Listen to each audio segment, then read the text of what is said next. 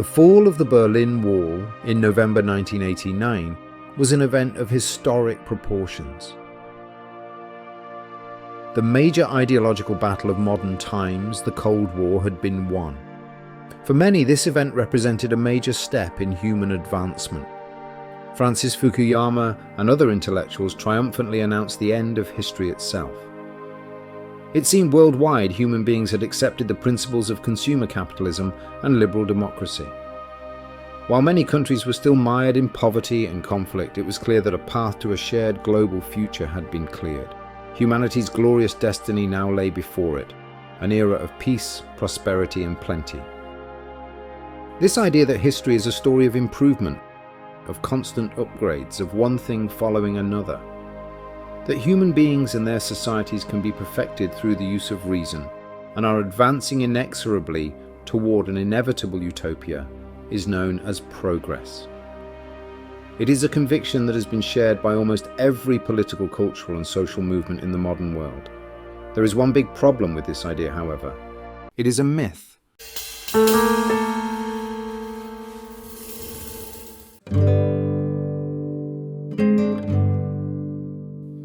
For over 250 years, Western civilization has been defined by the idea of progress.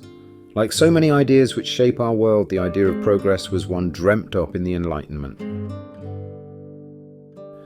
In the classical and pre-modern world, most thinkers thought of history as cyclical. Much like the seasons, societies went through an endless cycle of boom and bust. At its heart, Enlightenment thinkers believed in reason. Human beings were fundamentally good, virtuous, and rational, and thus they and the societies they created can be morally improved and perfected.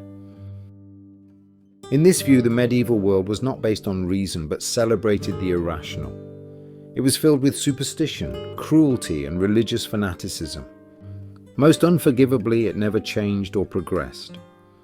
As such, this old world must be jettisoned, and from that day to this, its people and ideas ridiculed. During the 19th century, progress became an object of almost religious devotion. Through science, education, and exploration, human beings would come to understand everything about the world and their place in it.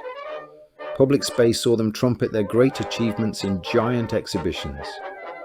In the United States, the period running up to the First World War became itself known as the Progressive Era. The proponents of progress, with the zeal of missionaries, encouraged a vast array of social schemes that would hasten the growth of a more perfect society and a more moral individual. Key scientific breakthroughs of the age seemed to bolster the idea.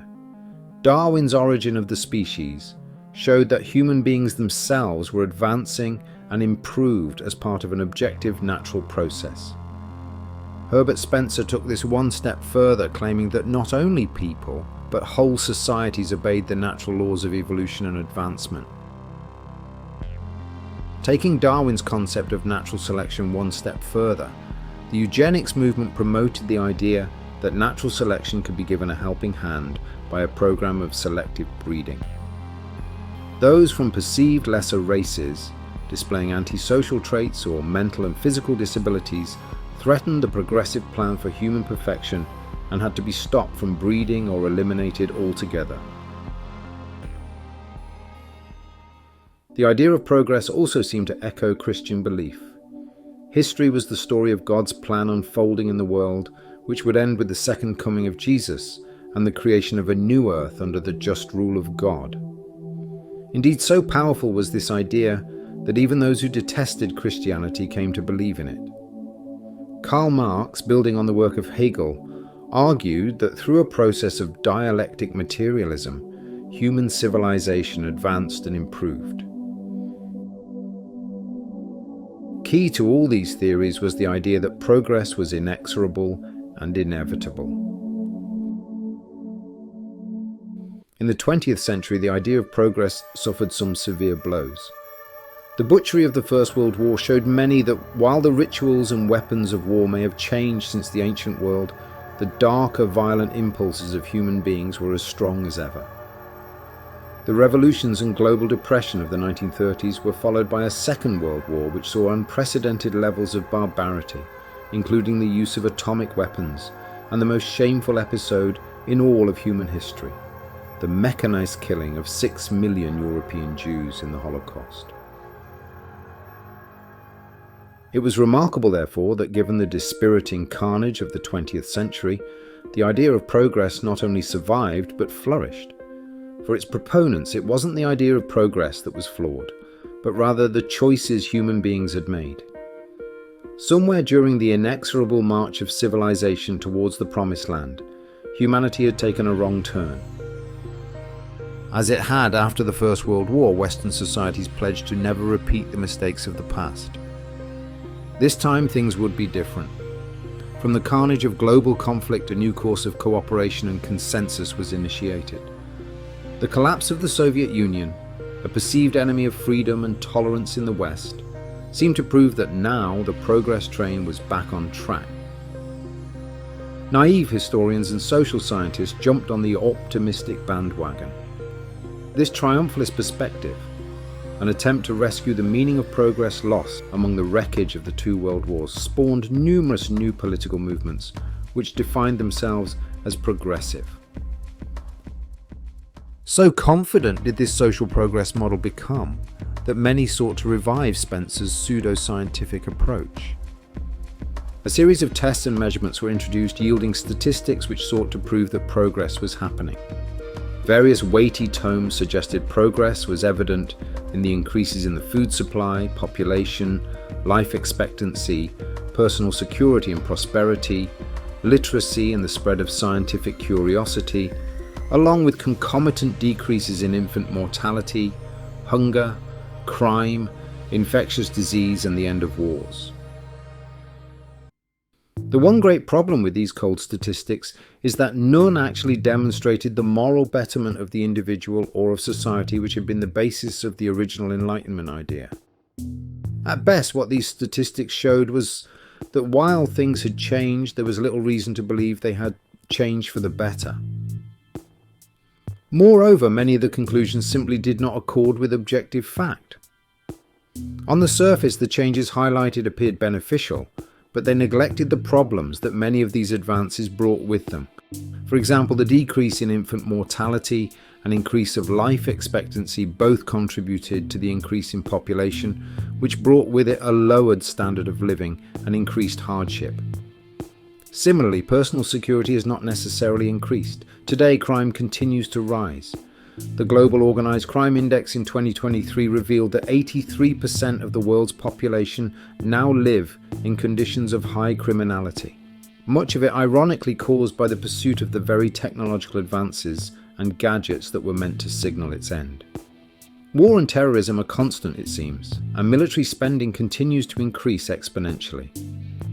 The increase in literacy is important, but it is abundantly clear that the mere ability to read does not necessarily mean people are reading anything which is edifying or enlightening.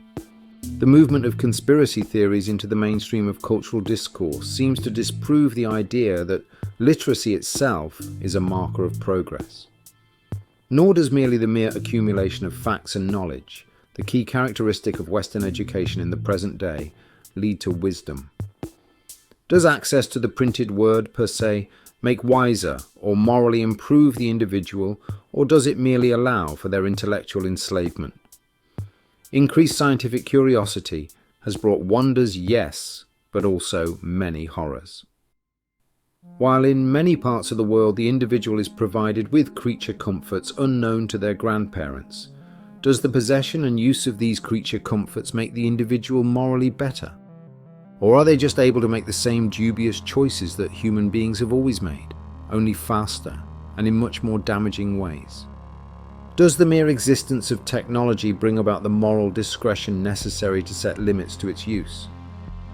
Has the conscious, planned, guided manipulation of the environment over 250 years elevated the moral stature of humankind now that it sits on the edge of extinction? If it cannot be objectively demonstrated that humankind as a whole is morally better because of all these changes, then it cannot be objectively demonstrated that progress has taken place.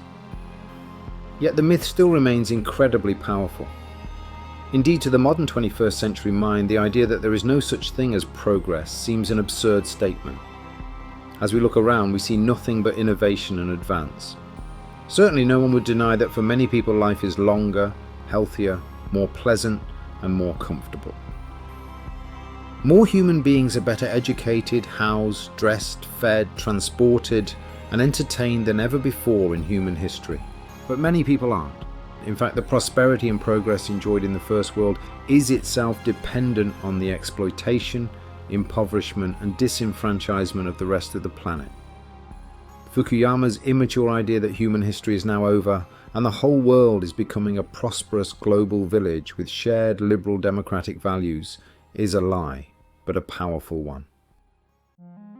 Prosperity and so-called progress, therefore, are predicated on exploitation. Global corporations have been keen to co-opt the idea of progress, which they define in solely material terms. By the use of slick advertising, the idea of progress has become a way for corporations to sell the illusion that by purchasing the latest model or installing the newest upgrade, they are participating somehow in the great advance of the human story. The reality is that across the world, poverty increases, the environment collapses, religious intolerance grows, wars escalate, and wealth concentrates. The question for the historian, therefore, is, are we any more prosperous or peaceful than our ancestors? Are we any happier or fulfilled? Are we living in harmony with our environment? Have human beings got any more sensible? The most we can say is that whereas in some parts of the world humankind has gained in well-being, health, comfort and security, this has largely been achieved at the expense of the other inhabitants of the planet. More fundamentally, progress is still not self-evident, because none of these gains necessarily demonstrate that humanity is morally improved. We may be better off, but are we really better?